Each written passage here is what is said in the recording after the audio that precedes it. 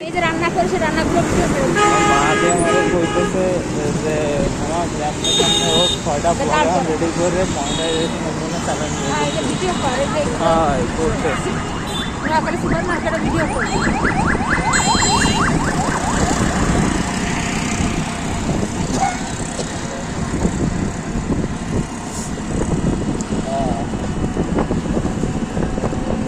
বুঝো স্বামীদের লোক আইসেন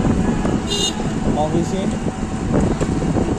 খাবারের প্ল্যানিং করেছে চাইনিজ বুঝলো ফ্রাইড রাইস আর চিকেন নিয়ে আইসে খাবার তো এমনি খুব ভালো না নোয়াখালী ওই খাবার নিয়ে আইসে ডাইরেক্ট মানে স্বামীদের লোক যারা আইসে তারা ডিরেক্ট পায় যে তাই খাবারের স্বাদ ভালো না এবার এই খাবারটা খাইতে হয়েছে উপায় না বেশি গায়েও নাই এবার বেরোয় তাকে রাখি তুমি আজকে কোনো একটা কামের মতো কাম করলা নাকি হ্যাঁ এবার বুঝাই যায় কি করছে এবার কয় কি এবার নয়ন কাকা তো এবার ডাইরেক্ট বললো যে আপনার খাবার তো যা নিয়েছেন স্বাদ ভালো না এবার আর সেই খাবার তো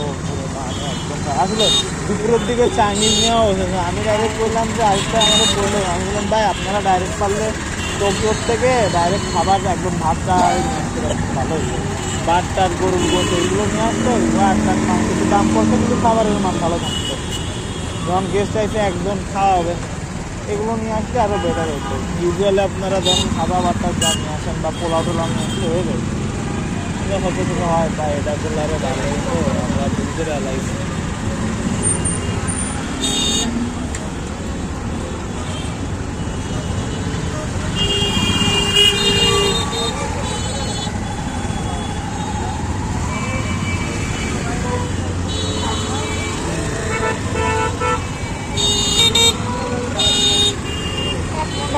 কি খালি খালি বিলিন্ডার কেন্দ্রটা নষ্ট করে ওই যে তুমি পাটাই মশলা বাটতে পারবা এমনি তো 5,000 টাকা দিয়ে হয়েছিল তুমি যদি বাটতে না পারো তাহলে তো বাটতে পারলে তো আমার কোনো সমস্যা নেই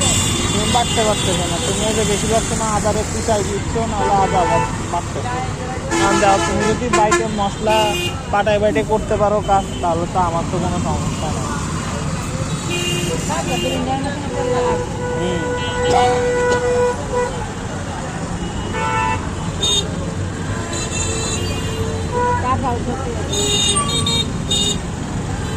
দাদাদের হ্যাপি শব্দ না এখন ওইটার ভিতরে ওই ডাকঘরের ভিতরে দাদাদের হ্যাপি শব্দ মালামাল যা আসে সব দাদাদের ওই হাতে নিয়ে আসে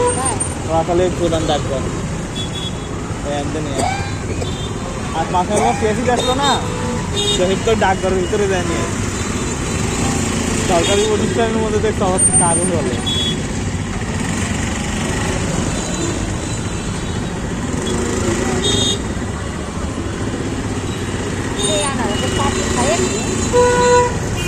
ওরে এখন নতুন নতুন নয়া নয়া উঠিছে আনারস বুঝো না লাগতো বাইকটা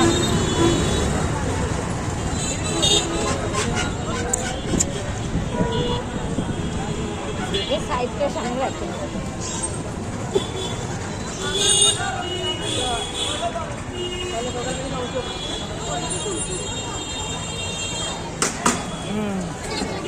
আমি টাকা দিচ্ছি টাকা দিয়ে আমার কাছে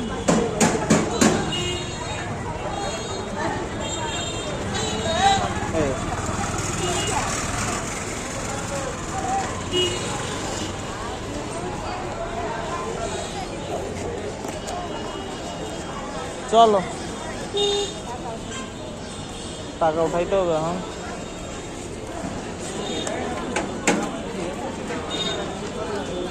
আবার ও ব্লিন্ডার কেনার টাকা উঠাবা হ্যাঁ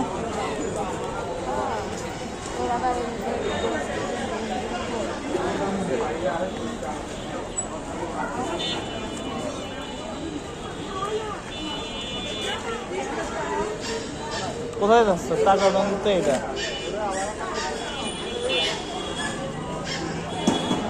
লোক আছে ওয়েট করো সেই সুন্দর ভিউ, আরে বাহ।